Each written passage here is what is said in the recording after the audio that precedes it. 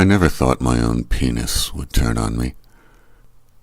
It had always been a sort of pal I could turn to when bored or randomly randy over, well, poon, snatch hair, tits, ass. On dog days of summer, it would hang impressively inside tight blue jeans, boosting my status as a human being. The rest of me, having accomplished almost nothing from birth forward, thanked the stars as it served as counterpoint to my nearly weightless career. Nowadays, my old ways of thinking have changed, as has its. I'm retiring. So is it.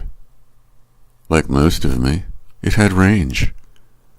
From nearly invisible to prominent. People are like that. In this great country, a completely useless fuck-up can become president.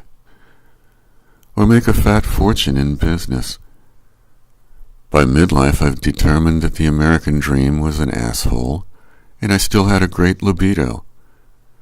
So there was at least one thing in life worth living for. In decade number 6 of my role, with the Earth for a skateboard, through the indexing galaxies, a lifelong dialogue between prick and brain grew quiet, and then acrimonious.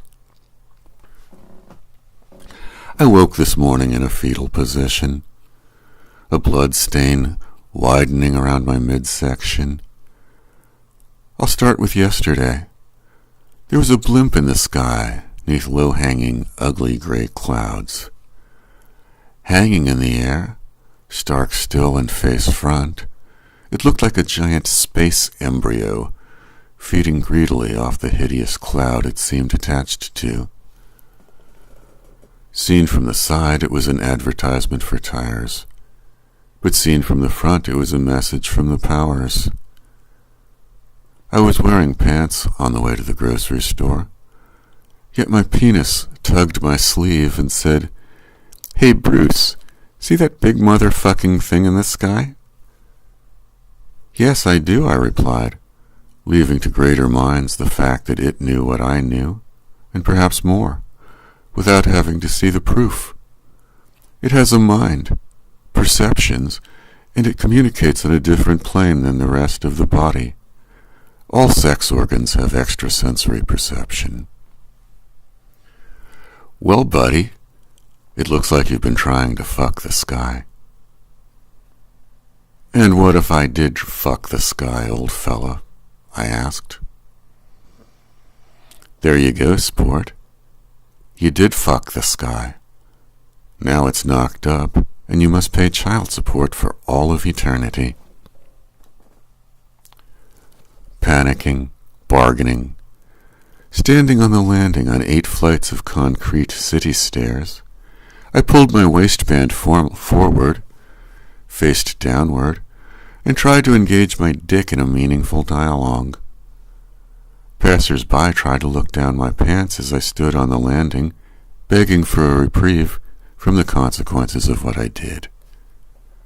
It stopped speaking to me, the way authorities figures do, when talk is no longer an option.